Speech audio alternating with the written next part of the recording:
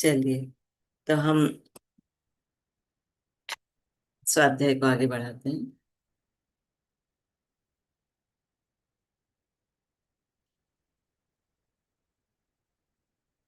हमारी book reading चल रही है सकारात्मक सोच की शक्ति, नॉर्मन विंसेंट पील की बुक है।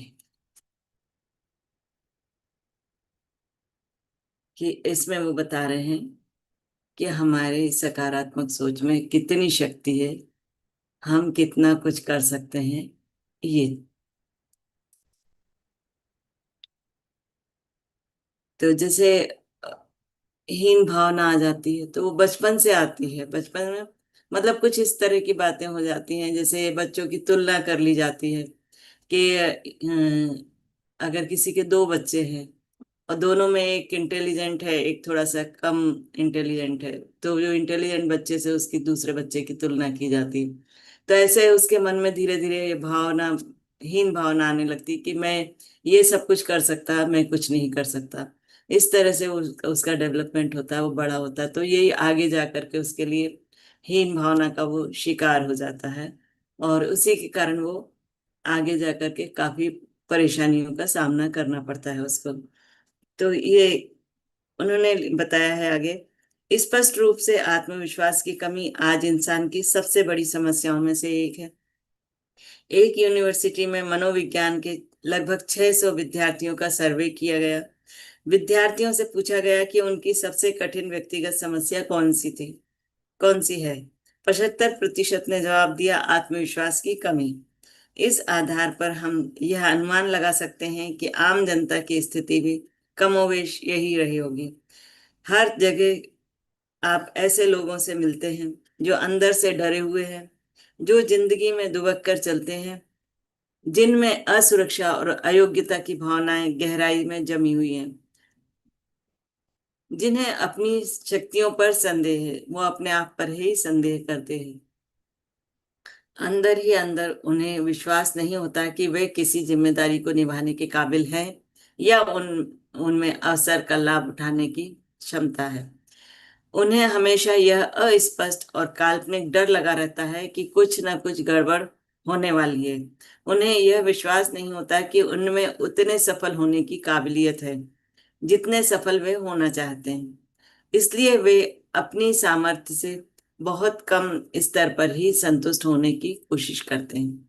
मतलब जो मिल गया उसी में संतुष्ट हो जाते और अधिक प्रयास नहीं करते। क्यों? क्योंकि उन्हें डर रहता है कि मैं सफल होऊंगा या नहीं होऊंगा। जिंदगी की राह पर हजारों लोग हारे हुए और डरे हुए घुटनों के बल घिसटते हुए चले जा रहे हैं, और ज्यादातर मामलों में उनकी कुंठा या असमर्थता सिर्फ काल्पनिक है और इसलिए आवश्यक है। जीवन के आघात, मुश्किलों के पहाड़ और समस्याओं के बहुतायत से आपकी ऊर्जा कम होती है और आप थकान तथा हताशा का अनुभव करते हैं। इस स्थिति में आपकी शक्ति की वास्तविक स्थिति अक्सर छुप जाती है। आप हताशा में घुटने टेक देते हैं, जो तथ्यों के अनुरूप नहीं होता है। मतलब कोई भी समस्या आती है, आप हताश हो जाते हैं और किसी भी कार्य करने के पहले ही आप उसको छोड़ देते हैं।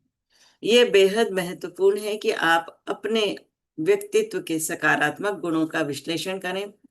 तार्किकता के नजरिए से ऐसा करने पर यह मूल्यांकन आपको विश्वास दिला देगा कि आप उतने पराजित नहीं हैं जितना कि आप अपने आप को सोचते हैं।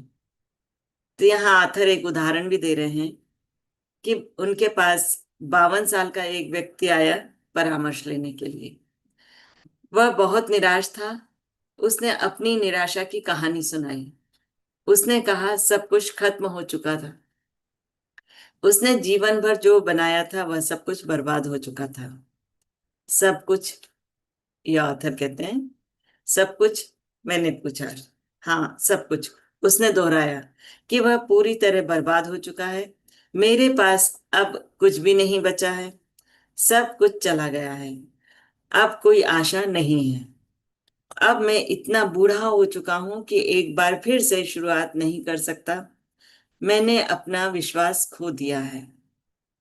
स्वाभाविक रूप से मेरे मन में उसके लिए सहानुभूति थी, परंतु यह स्पष्ट था कि उसकी प्रमुख समस्या यह थी कि निराशा की गहरी छाया उसके मस्तिष्क में प्रवेश कर गई थी, और इस वजह से उसका नजरिया विकृत हो गया था।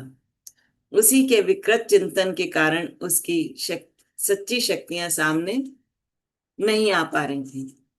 इस वजह से वह कमजोर पड़ रहा था, क्योंकि वो निराशा में बहुत ज्यादा डूब गया था, इसलिए उसको अपने अंदर क्या क्षमता है, क्या शक्ति है, उसको उसका एहसास नहीं था। चलिए, मैंने कहा, हम एक कागज पर लिखें कि आपके पास क्या क्या बाकी है। इससे कोई फायदा नहीं होगा, उसने ठंडी सांस लेते हुए कहा। मेरे पास कुछ नहीं बचा है।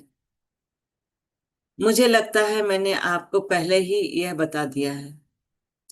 मैंने कहा, फिर भी देखने में हर्ज क्या है? क्या आपकी पत्नी अब भी आपके साथ है? तो उसने कहा, क्यों नहीं, बिल्कुल है। वह बहुत भली महिला है। हमारी शादी को 30 साल हो गए हैं। चाहे हालात कितने बिगड़ जाएं, वह कभी मेरा साथ नहीं छोड़ती। अच्छा, बहुत अच्छा। तो हम इस बात को लिख लेते हैं, आपकी पत्नी अब तक आपके साथ है। चाहे कुछ भी हो जाए, वो आपका साथ नहीं छोड़ेगी। और आपके बच्चे? मैंने पूछा। मेरे 3 बच्चे हैं, उसने जवाब दिया, और तीनों बहुत अच्छे हैं। जब उन्होंने मुझसे आकर यह कहा, तो उनकी बात मेरे दिल को छू गई। डैड, हम आपसे प्रेम करते हैं और हम पूरी तरह से आपके साथ हैं। अच्छा, मैंने कहा, तो नंबर 2 पर यह लिख लेते हैं कि आपके 3 बच्चे हैं, आपसे बहुत प्रेम करते हैं और आपका साथ देंगे। अब ये बताएं कि क्या आपके दोस्त हैं? हाँ, उसने कहा, मेरे कई दोस्त बहुत अच्छे हैं। मुझे मानना पड़ेगा कि वे बहुत ही उदार हैं। वे मेरे पास आए और उन्होंने मुझसे कहा कि वे मेरी मदद करना चाहेंगे, परंतु वे कर ही क्या सकते हैं? वे कुछ नहीं कर सकते हैं। तो इसे हम तीसरे नंबर पर लिख लेते हैं। आपके पास कुछ दोस्त हैं जो आपकी मदद करने के लिए तैयार हैं, और वे आपका सम्मान करते हैं। और आपकी अंतरात्मा, क्या आपने कोई गलत काम किया है? बिल्कुल नहीं, उसने जवाब दिया। मेरी अंतरात्मा बिल्कुल साफ है। मैंने हमेशा सही काम करने की कोशिश की है और मेरी अंतरात्मा पर कोई बोझ नहीं है। ठीक है, मैंने कहा, इसे हम 4 नंबर पर लिख लेते हैं, अंतरात्मा। अब आप यह बताएं कि आपका स्वास्थ्य कैसा है? मेरा स्वास्थ्य बिल्कुल ठीक है, उसने जवाब दिया। मैं बहुत कम बीमार रहता हूँ और मुझे लगता है कि मैं शारीरिक दृष्टि से बिल्कुल फिट हूँ। तो हम इसे नंबर 5 पर लिख लेते हैं, अच्छा शारीरिक स्वास्थ्य। अब बताएं कि अमेरिका के बारे में आपकी क्या राय है? क्या आपको लगता है कि यह सही दिशा में जा रहा है और यह संभावनाओं से भरा देश है? हाँ, उसने कहा, यह दुनिया का इकलौता देश है जहां मैं रहना चाहूंगा। तो हम इस बात को नंबर 6 पर लिख लेते हैं। आप अमेरिका में रहते हैं, जो संभावनाओं से भरा हुआ देश है। आपको यहाँ रहने में खुशी होती है। फिर मैंने उससे पूछा, आपकी धार्मिक आस्था का क्या हाल है? क्या आप ईश्वर में विश्वास करते हैं और क्या आप मानते हैं कि ईश्वर आपकी सहायता करेगा? हाँ, उसका जवाब था, मुझे लगता है अगर ईश्वर ने मेरी मदद न की होती तो मैं इन मुश्किलों को सहन नहीं कर पाया होता। अब मैंने कहा, जरा देखिए तो सही, आपके पास कितनी सारी पूंजी है। पहला, अद्भुत पत्नी जो 30 साल से हमेशा आपके साथ है। दूसरा, 3 समर्पित बच्चे जो आपका साथ देंगे। तीसरा है दोस्त जो आपकी मदद करने के लिए तैयार हैं और आपका सम्मान करते हैं। चौथा है साफ अंतरात्मा, शर्म की कोई बात नहीं। पांचवा है अच्छा शारीरिक स्वास्थ्य। छठवा है दुनिया के सबसे महान देश अमेरिका में रहते हैं। सातवां है, आप में धार्मिक आस्था है। मैंने सूची को उसके सामने टेबल पर रख दिया। उसकी तरफ देखिए।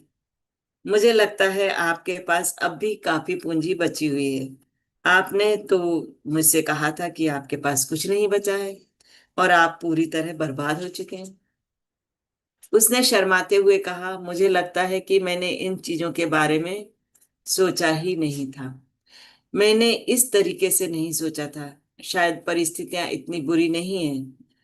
उसने विचार करते हुए कहा, अगर मुझ में थोड़ा सा विश्वास आ जाए, अगर मुझे ऐसा लगने लगे कि मेरे भीतर शक्ति बची है, तो शायद मैं एक बार फिर से शुरू कर पा सकता हूँ अपने कार्य को। और उसने ऐसा कर दिखाया। उसने एक बार फिर से शुरुआत की, परंतु वह ऐसा तभी कर पाया जब उसने अपने दृष्टिकोण को, अपने मानसिक नजरिए को बदला। विश्वास ने उसकी शंकाओं को उसके मन से बाहर निकाल दिया और उसे इतनी शक्ति दी कि वह अपनी तमाम मुश्किलों पर जीत गया। तो दोस्तों, कई बार क्या होता है, निराशा इंसान को, कोई किसी चीज में असफल हो जाता है, निराशा उसको इस तरह से घेर लेती है कि वो उसके अपने आसपास की चीजों को भूल ही जाता है कि उसके पास क्या कुछ है। केवल उसे कमी ही दिखाई देती, ये नहीं है, वो नहीं है, वो नहीं है। लेकिन जब अगर वो थोड़ा सा विश्वास के साथ आसपास देखता है कि उसके पास बहुत कुछ है अब भी, तो उसका विश्वास लौट आता है और वो वापस अपने काम पर लग जाता है, अपने नजरिए को बदल लेता है। जहां दृष्टि बदली, वहां दृश्य बदल जाते हैं। तो थैंक यू सो मच मुझे इतने अच्छे से सुनने के लिए। किसी को कुछ कहना है तो कह सकते हैं, नहीं तो हम अपने